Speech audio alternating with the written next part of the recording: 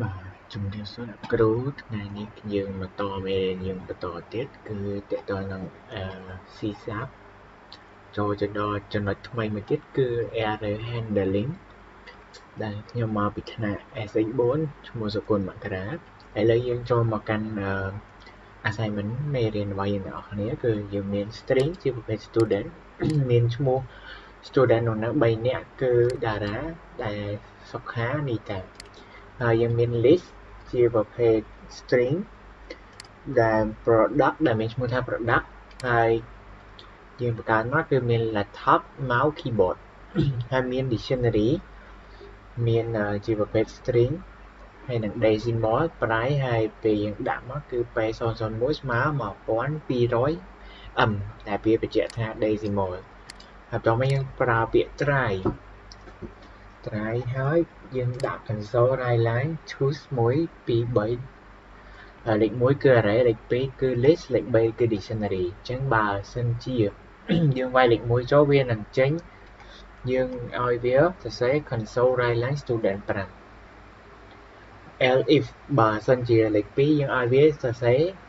product array list index លេខ5ហើយបើវាអត់ចេញបើយើងយក choice លេខ3យើងឲ្យវាចេញ price P005 ហើយបន្ទាប់មកគឺយើងអានេះកន្លែង try នេះគឺយើងដាក់លក្ខខណ្ឌឲ្យវាហើយយើងដាក់ catch ម្ដង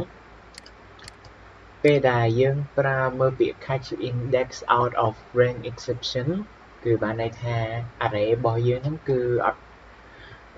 ស្វែងរកអត់ឃើញទិន្នន័យហ្នឹងទេអាហ្នឹងសម្រាប់ array ហើយបន្តមកទៀត catch argument out of range exception គឺបានន័យសម្រាប់តែ list ពេលដែលយើងដាក់មកគឺ console write line error list position does not exist ហើយបន្តមកគឺ catch key not found exception ដែលបានន័យថាពេលដែលវាចេញ key មកហ្នឹងបានន័យថា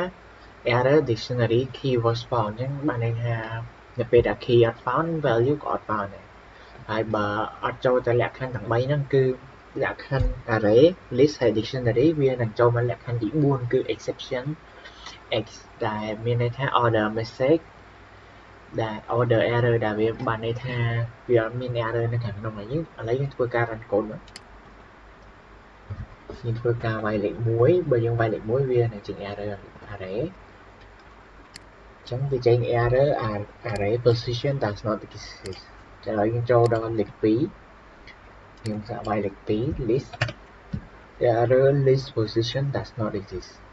ហើយឥឡូវយើងវាយដល់ចូលលេខ3dictionary អញ្ចឹង dictionary key was not found ឥឡូវយើងធ្វើការ test ជាមួយនឹង error លេខ4ខ្ញុំសាកវាយ string អក្សរ